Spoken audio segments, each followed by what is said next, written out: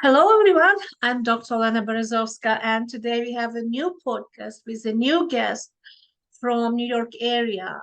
And please welcome Karen Austin. And I'm very happy that she joins this podcast because we're going to talk a lot about awareness and a lot of many other things that actually are practical and will help you to be psychologically healthy, let's say this way. So Karen is positive psychology life coach, and I know she does so much. Even if you go to her personal website, KarenOster.com, you'll find a lot of information about her, like what she's doing, and we will talk during this podcast. Also, if you scroll down the video in information about the video, you'll find all necessary links, information about my guest, about Karen. So welcome, Karen, to this podcast. Thank you so much. So happy to be here. And as we actually discussed before a little bit what we're going to talk about, so we decided that we're going to talk about power of awareness in positive psychology, what it means in everybody's life, because actually we have absolutely different meaning of mindfulness and awareness, and actually even a different meaning of happiness and definition, like our own definitions. But because we're talking about positive psychology, and positive psychology is based on science. Actually, Karen, she has graduation from University of Pennsylvania, as I'm not mistaken, and it's a core of positive psychology. That's why she knows a lot about positive psychology. So welcome, Karen, again, and we'll start to talk. We'll start to talk in let's talk about this words like power of awareness. Like, what does it mean? Like, how can you explain in a simple way, and it will help us to know more and use this knowledge in our practice in our life. Thank you. And thank you for that lovely introduction. So I often like to talk about the power of awareness. Obviously, it's a part of positive psychology and so integral in terms of the way we live our daily lives. Being aware of our surroundings is it's essential, it's imperative. And mindfulness is a practice through which one focuses on awareness. So the sort of official definition of mindfulness, which as explained by Jon Kabat-Zinn, who is a physician who was one of the people who really brought this Eastern way of thinking brought it into the medical arena initially. And he defines mindfulness as the awareness that arises through paying attention on purpose in the present moment without judgment. Without judgment, sorry, it's so important. Yeah. Yes. Because in most cases we judge. We judge ourselves, we judge other people, we always judge. And this is really something different, and we have to learn how to be aware without judgment of our people and ourselves. So continue, sorry. No, that's okay. On a sort of, fundamental level, mindfulness is simply being aware of what is happening as it's happening. So thinking about what's happening in the body, what are the sensations that I'm feeling? What are the emotions that are arising right now in this moment? And what are the thoughts that I'm having? I'm not judging them. I'm not trying to do anything to them or with them, but simply to notice them, to be aware. And that is very powerful and something that is it's so imperative now because of how busy our lives are. Yeah. I notice that sometimes I do something like automatically, even like if I walk, even if I like outside, instead of enjoying like surroundings, I'm just like in a half sleeping condition, actually not sleeping, but thinking about something. And I'm not aware that I'm going through beauty, through the nature. 100%. And when I'm, sitting with a group of people or doing a workshop, I'll often ask people, to raise their hand if they've ever gotten to the bottom of a page and they have no idea what they just read. Or if they're literally having a conversation with somebody, looking into that person's eyes, and they're thinking about what they are going to have for lunch, or they're judging that person. It's so frequent that our brains sort of resort to this autopilot mode where they just go, they just go, they just go. We just sort of we're just sort of following the patterns of the brain without just being in the present moment. What am I doing now? Where am I? How am I feeling? And it's extraordinary. And this level of awareness, it's so easy. It's just not simple. Yeah, I know. Because our body is made on automatic reactions, like we functioning like automatically in many ways, like heartbeats, breathing, circulation. It's all done by nature or by God, you call any name. But I mean, it's done like, from other part of life, like from life itself. But when it comes to some kind of understanding who we are, what we want, our feelings, our emotion, it's not automatic. It's just like, quite often depends on stimuli that exist outside and inside. And you're right. And sometimes we fall in asleep, like psychological, let's say, like with our mind, like doing like something, and we don't realize why we do it. And by the way, how close consciousness and let's say awareness, like some people say I like conscious, I understand, but at the same time I think it's a little bit different when we talk about mental condition, about our mental status, right? Be conscious and be aware of something, right? It's Consciousness, the way that I think of it usually involves a level of thought and understanding. Whereas awareness is very sort of fundamental. It's just being aware, right? I feel the breeze on my skin. it's like more intentional, What right? does the coolness feel like? I hear the sounds of birds chirping, right? It's an awareness, and it's really about sort of allowing your senses to open up and to just be. And that it may involve thoughts, and oftentimes it does. The question is, can you be with those thoughts without them allowing, or and your emotions without letting them sort of drive how you move into the next moment? And that's why the practice of mindfulness can be so helpful, because when we can be aware of what we're thinking and what we're feeling without moving too quickly, just that one moment of awareness can create space. And in that space, we can think clearly, sort of let the mind settle and say, okay, how do I want to move into the next moment? How do I want to speak to that person or respond? How do I want to, when I'm eating that strawberry, do I want to just inhale it? Or do I want to maybe just take a bite and really savor the sweetness as it, as my teeth chew it? So mindfulness can, the practices can really be used in so many ways. But I think it's important to recognize why mindfulness is so important now.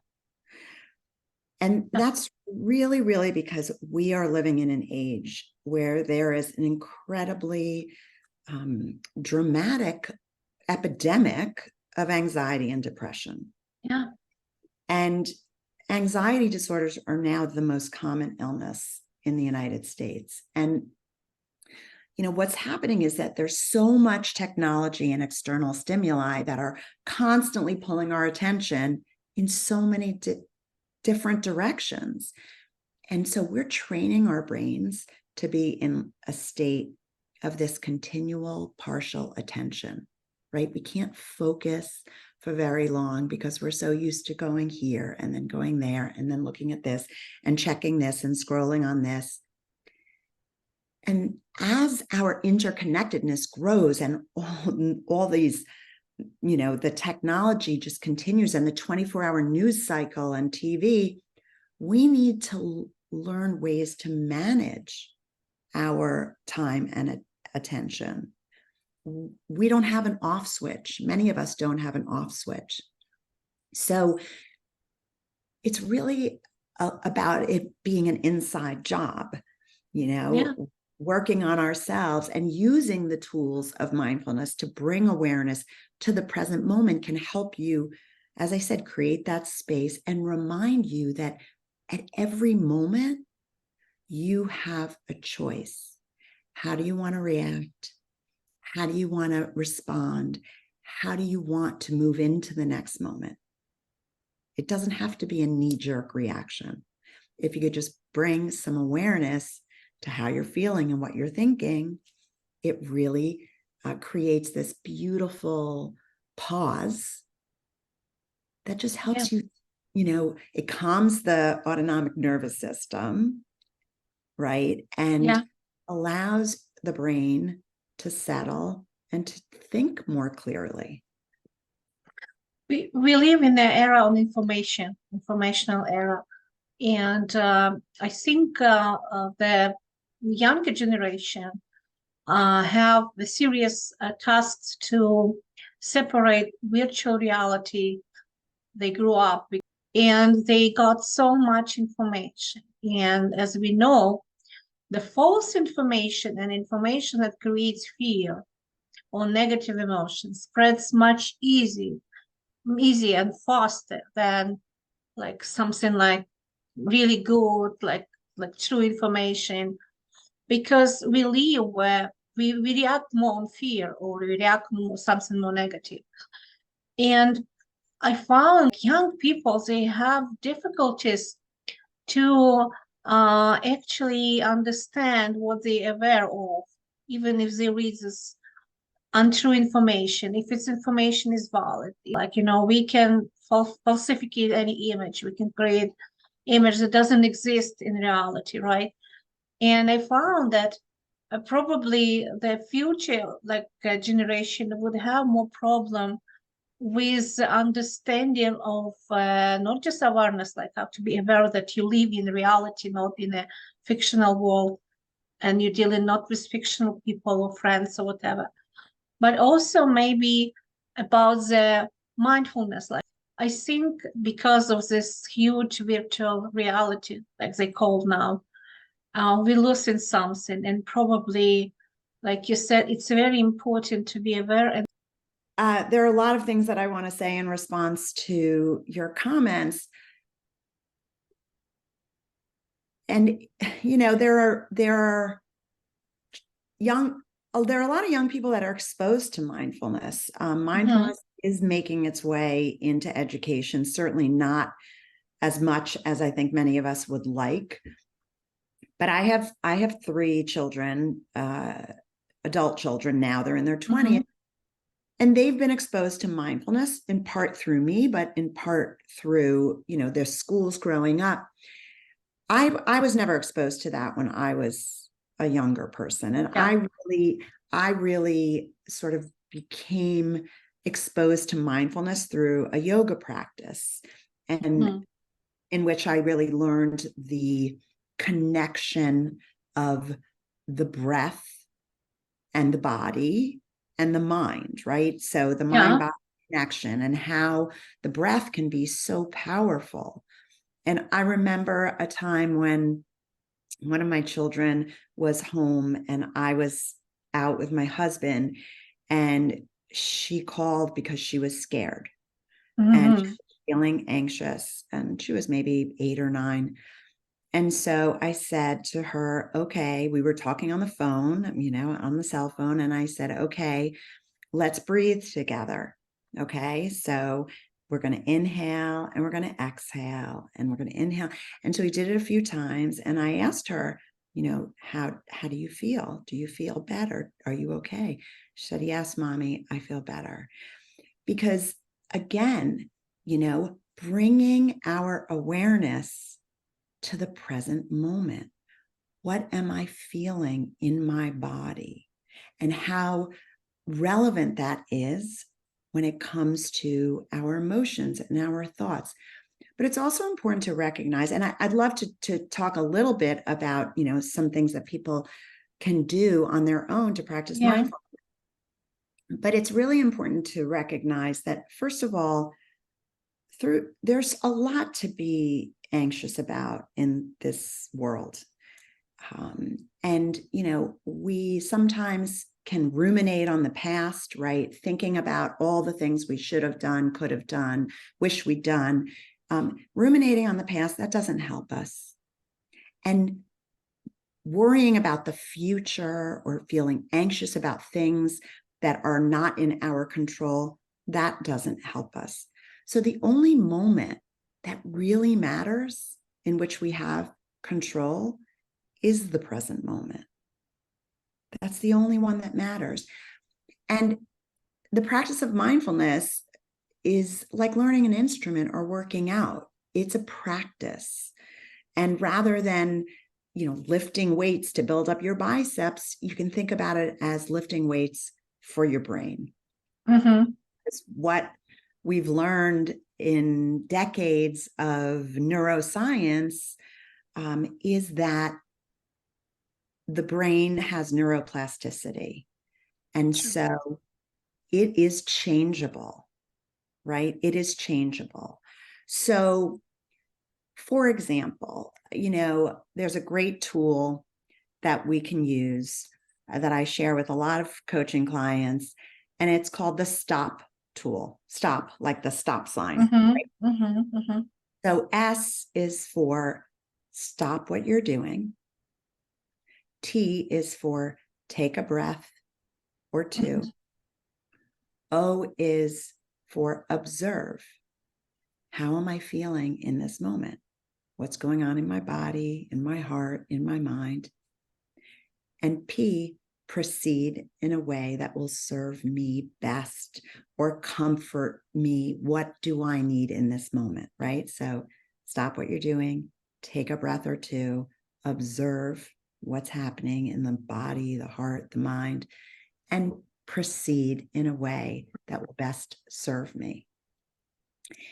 It stops us from reacting without a moment of reflection, right?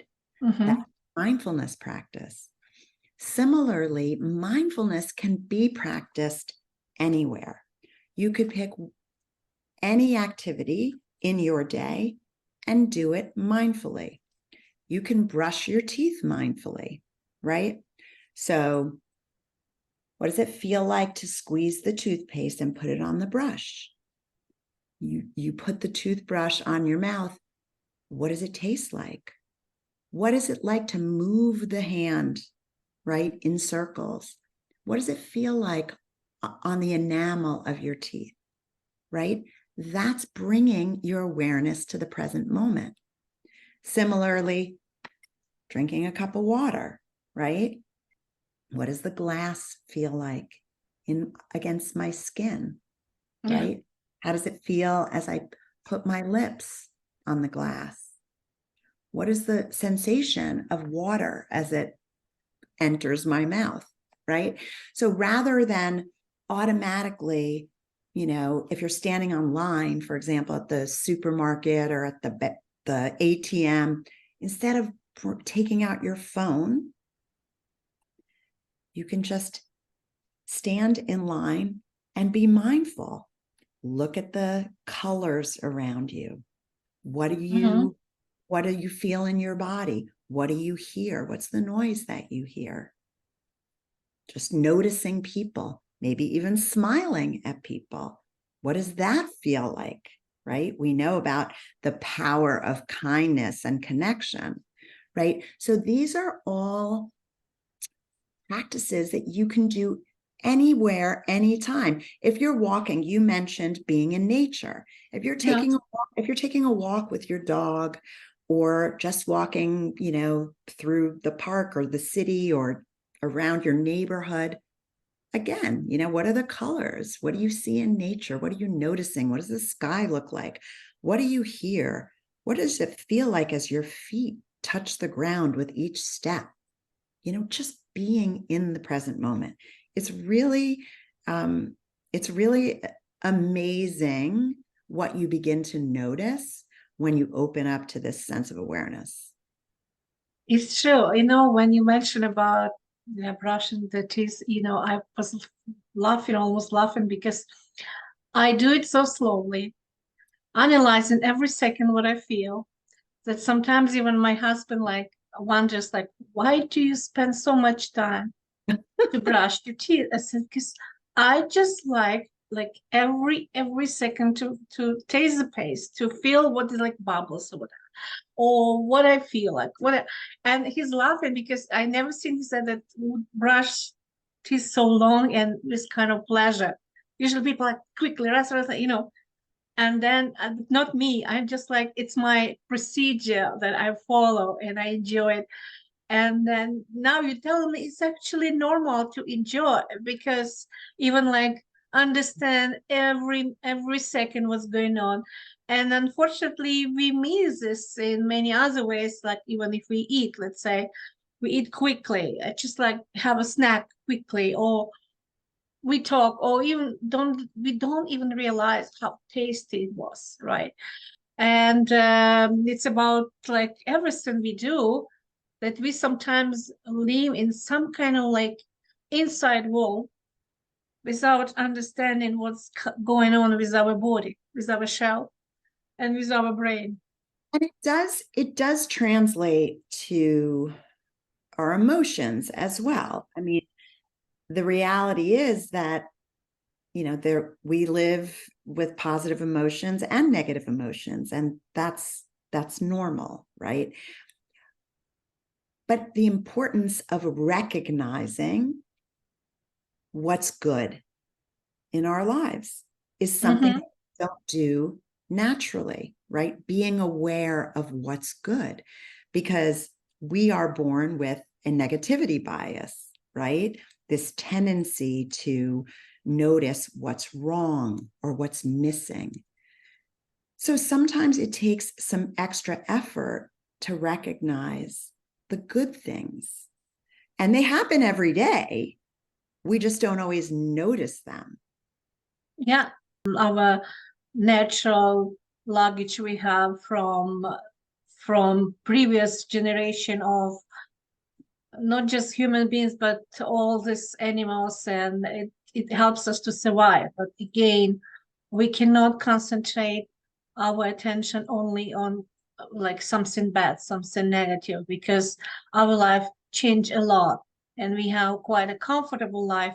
No, like in most, not everyone, but I mean, at least we have shelter, we have food, and we don't need to hunt, to survive, right? So it's changed dramatically in many ways. But you're right, like to be aware and understand that this is something new, unique. It's kind of like everyday's life. It's every moment. It could be filled with something meaningful and brings you joy, brings you happiness. It's a little bit different and it's difficult.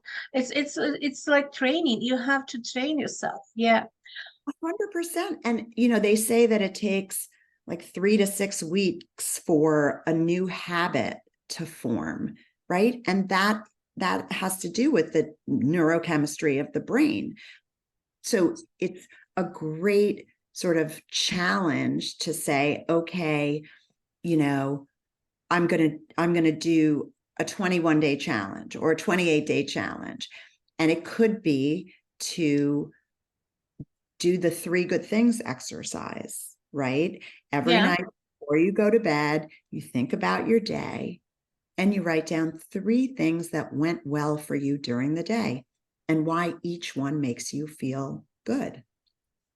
Why there's so much research behind this exercise, which was conceived by Martin Seligman at the University of Pennsylvania, and a lot of research supporting it, because it shifts the focus from negative things to positive, which you might have otherwise taken for granted. And when you write down why it made you feel good or what was good about it, you re-immerse yourself in those good events, right? You think about the details, you think about the quality of the event, and then you start to build the neural pathways toward the positive. And that causes an upward spiral.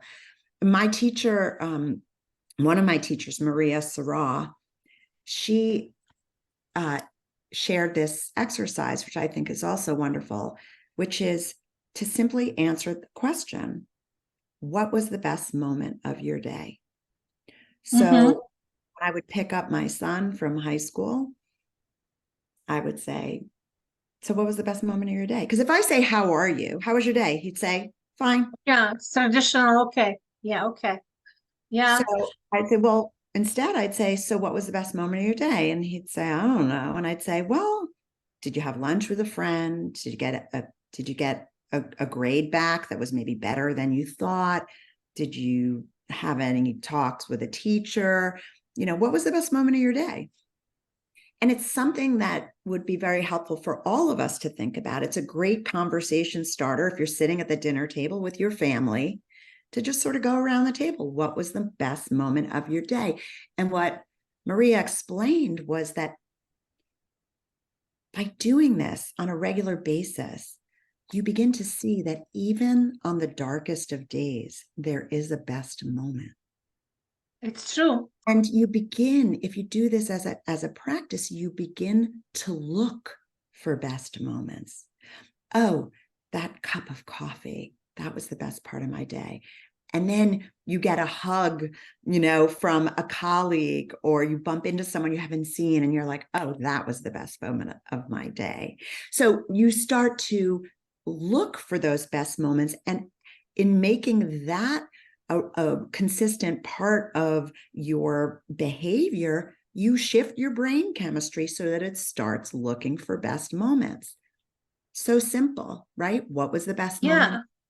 And sometimes we're learning this from bad experience. Like, I'll tell you one story, like what happened to me. I went to Letchworth State Park in United States. It's my favorite place. And I was bitten by mosquitoes, so I got Nile virus infection and was very sick. In a couple of days, I got this terrible fever. It was so bad that after 3 days of extreme fever that was going up and down, I was in a despair. And I said, I want to die or I want to survive, but I cannot be like that. Just like, terrible. So God, please take me, or just like make me healthy, because I can't tolerate this anymore. So I started understanding why people, when they're very sick, they want to die, because I was in such conditions that I didn't want to leave. But at the same time, like, I wanted to leave, but I didn't know how to get rid of this condition, right? And somehow the fever actually went down, the temperatures start like normalizing, right? I was so weak. And then in the morning when I woke up, my husband, like after 3 days, like he said, maybe you need to eat something. So he made me simple eggs and brought me with a little piece of cracker. And he said, have at least like this. It's easy food, proteins, like you don't need to eat a lot.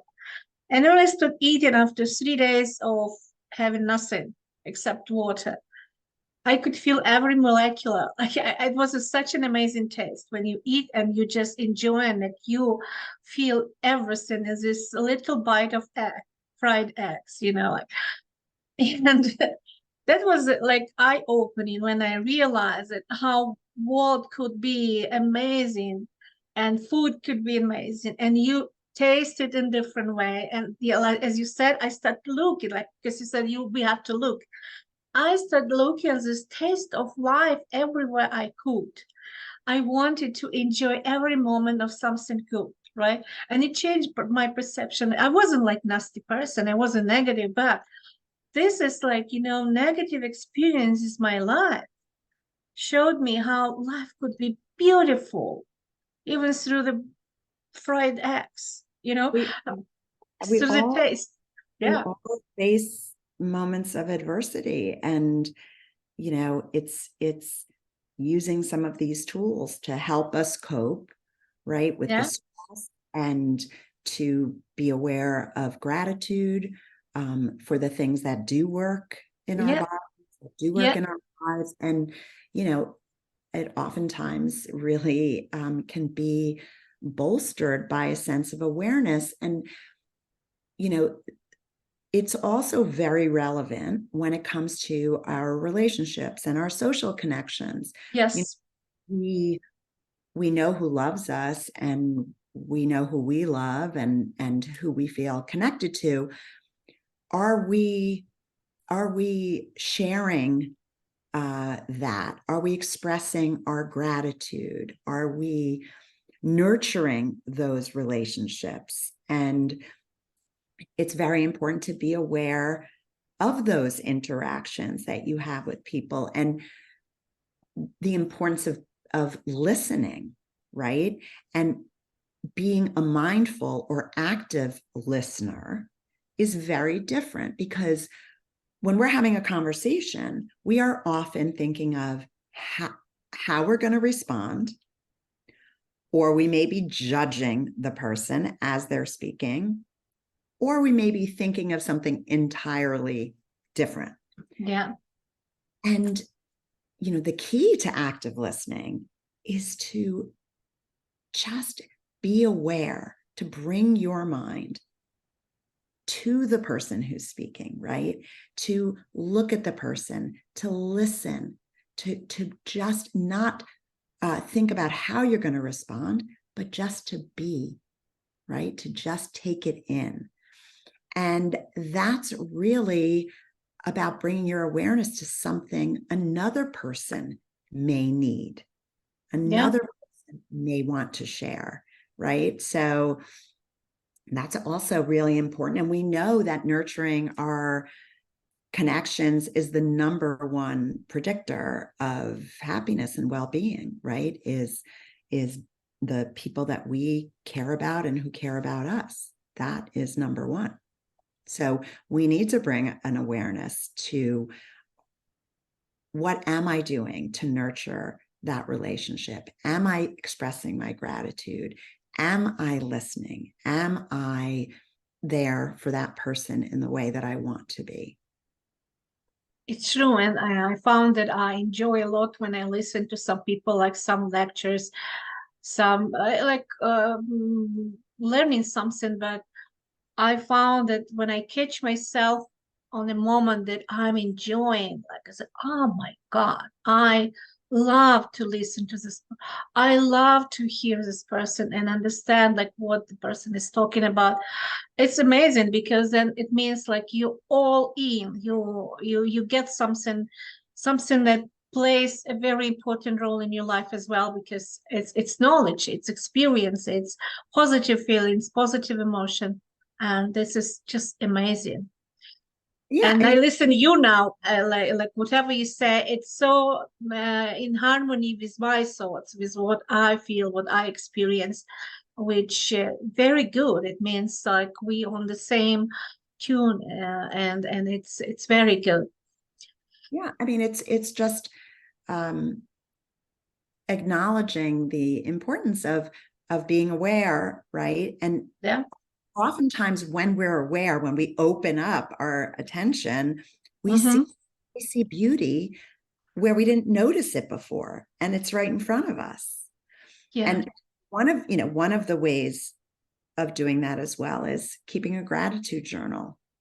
They call gratitude the mother of all virtues, and it puts everything in perspective. Apropos what you were saying about your illness, right? And if you keep a gratitude journal where you write, a few things a few times a week, things for which you're grateful, specifically, not I'm grateful for my family, but I'm grateful that, my husband, had a great day and was in such a good mood when he came home. I loved seeing him that way. Or, I'm grateful that my dog went swimming because I know how well she'll sleep tonight. The specific things on that day that we're grateful for can be incredibly powerful, can strengthen relationships, and really just move through life in a more positive way. Our podcast is coming to the end, even if we can talk more, because it's very interesting topic and I would say important for everyone. But at the end, usually we summarize and let's talk about the benefits of being aware in some kind of like talk with strategies, simple and understandable for everyone that they can take from this podcast. Yes, I guess to summarize, I would say that, being aware of what's happening around you as it's happening in the present moment is a really beautiful practice that can enhance your life in many ways. And again, you can bring mindfulness to any activity that you're doing, brushing your teeth, walking down the street, eating, drinking. So that's a really helpful sort of thing to remember, that we can be mindful anywhere at any time. Also, that the tool that I mentioned, right? STOP, right? This stopping, not rushing so much through life that we are on autopilot, but really taking a moment to stop, to take a breath or two, to observe, what am I feeling? What am I thinking? What is my body telling me?